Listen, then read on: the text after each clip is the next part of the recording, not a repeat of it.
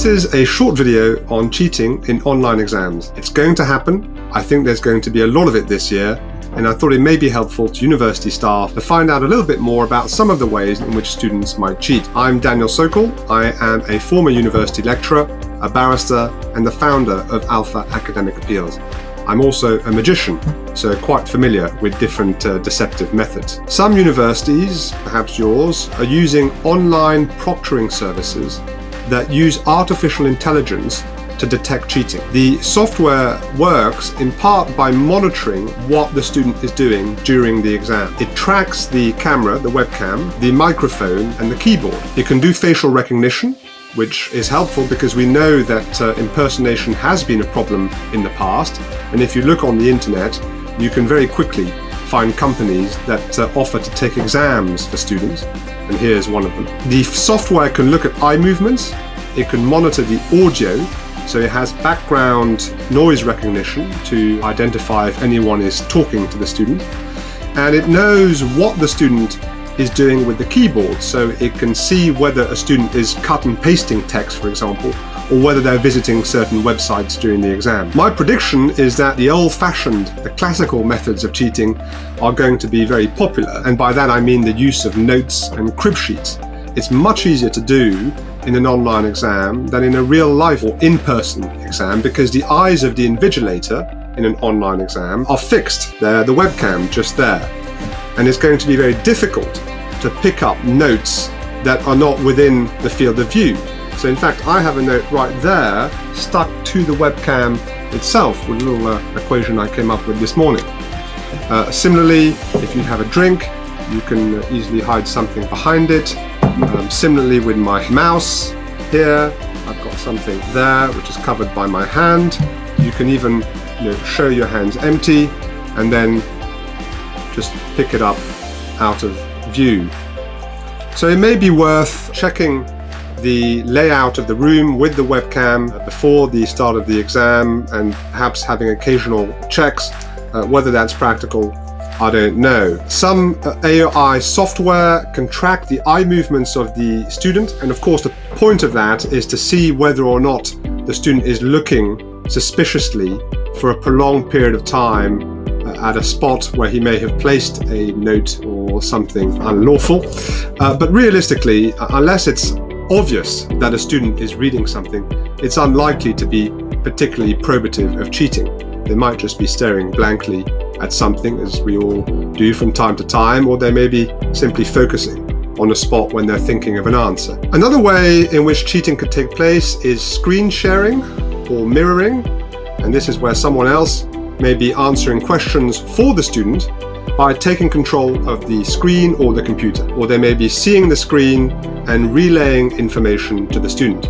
So I have two screens on this desktop. I have this one and I have that one, and of course I can duplicate those screens, turn one around so that somebody who's sitting in front of me there can see what I see and they can relay information to me. But even if they're in a different room, they can still feed information to me via an earpiece, which is very small and easily hidden by long hair, so I wouldn't be able to do it very convincingly. Or you can put cotton wool in the ear and say that it's part of medical treatment. Or they can relay information via a mobile phone. So I have a mobile phone here, probably out of shot, which is is fixed in position by a hand, and of course the person can send information on the phone via text message or WhatsApp or the like. There are other more sophisticated secret devices, often called micro devices. I have a little device here. I don't know if you can hear this. Perhaps here. It's a very silent vibration. So I have a dice here. Whatever number shows on this dice will be reflected by the number of vibrations on this device. So 1 would be 1 vibration, 2 vibrations, and so on. And because it vibrates, I can place this in my sock, for example, where it would be undetectable.